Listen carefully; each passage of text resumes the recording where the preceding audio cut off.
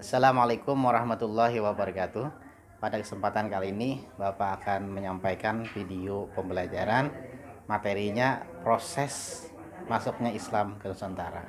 Selamat menyaksikan. Ada beberapa teori yang membahas tentang kedatangan Islam ke Nusantara.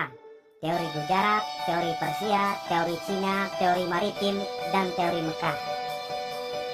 Sesuai dengan peta konsep yang akan kita bahas, hanya 3 teori.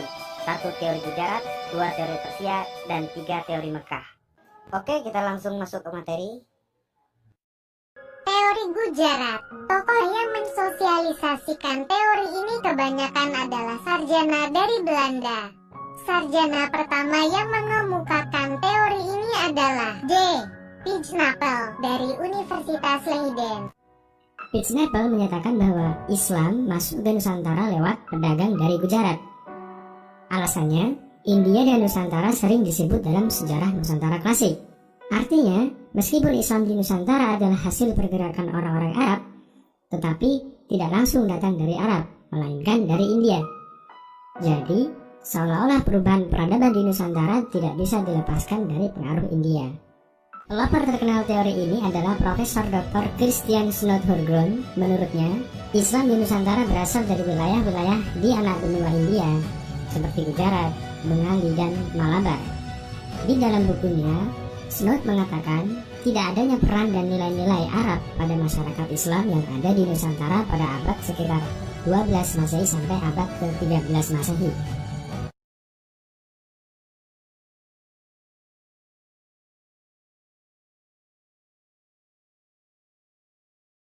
Perbedaan pendapat Pijnapel dibandingkan dengan Snod ialah Pijnapel masih berpendapat Islam di Nusantara meskipun berasal dari India, tetapi tetaplah dibawa oleh orang-orang Arab.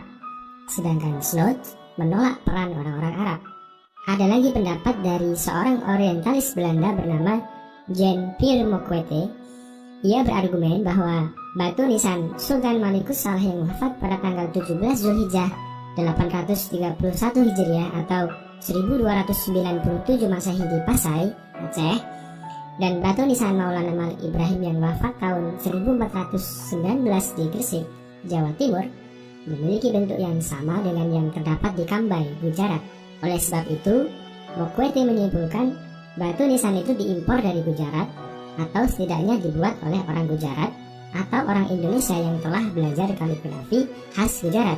Alasan lain menurutnya bahwa ada kesamaan mazhab Syafi'i antara Muslim di Nusantara dengan Muslim di Gujarat. Tidak seperti pendapat sebelumnya, Moquette cenderung menekankan asal Islam yang ada di Nusantara berdasarkan bukti batu nisan. Oleh karena bukti-bukti yang digunakan para teori Gujarat ini berdasarkan pada peninggalan batu nisan, maka teori ini sering dijuluki juga sebagai teori batu nisan. Teori Persia. Teori ini mengatakan bahwa proses kedatangan Islam ke Indonesia berasal dari daerah Persia atau Iran.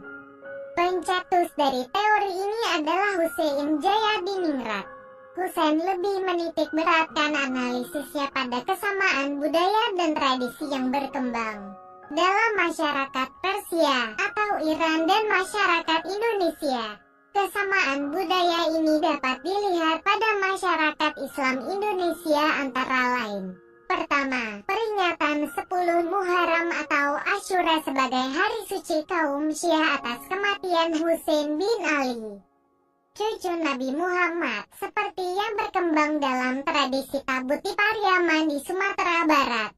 Upacara tabut yang dilaksanakan di Provinsi Bengkulu pada 10 Muharram.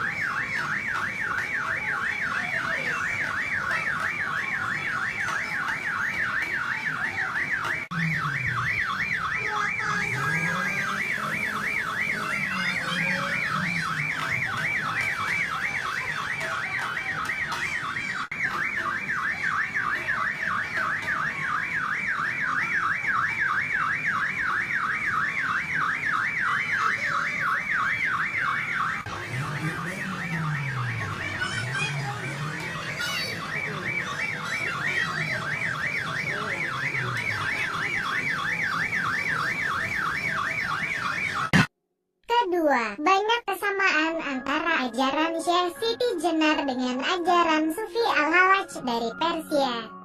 Ketiga, penggunaan istilah bahasa Iran dalam sistem mengeja bahasa Arab.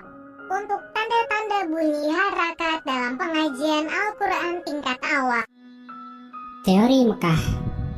Berbeda dengan teori sebelumnya, teori Mekah muncul sebagai sanggahan atas teori Barat. Haji Abdul Muhammad Karim Amrullah atau Buya Hamka adalah tokoh yang memperkenalkan teori ini. Menurutnya, motivasi awal kedatangan orang Arab tidak dilandasi oleh nilai-nilai ekonomi semata.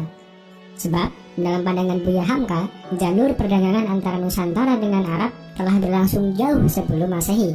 Penyebaran Islam ke Nusantara didorong oleh motivasi spirit penyebaran agama Islam atau dakwah. Menurut Buya Hamka, Islam sudah ada di Nusantara sejak abad ke-7 Masehi atau tahun-tahun awal Hijriah, dibawa oleh bangsa Arab, khususnya dari Mekah.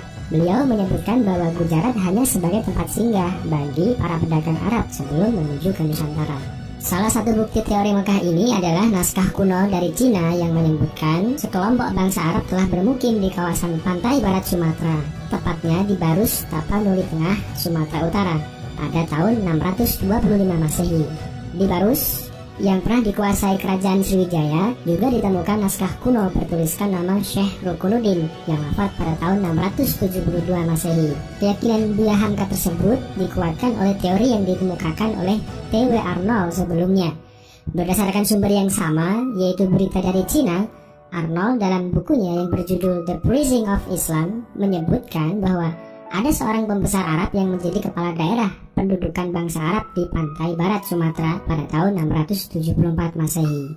Penulis Barat, kata Buya Hamka, melakukan upaya yang sangat sistematik untuk menghilangkan keyakinan negeri-negeri Melayu tentang hubungan rohani yang mesra antara mereka dengan tanah Arab sebagai sumber utama Islam di Indonesia dalam menimba ilmu. Sekian video pembelajaran pada kesempatan kali ini, semoga bermanfaat dan kalian semua dapat memahaminya. Terima kasih. Assalamualaikum warahmatullahi wabarakatuh.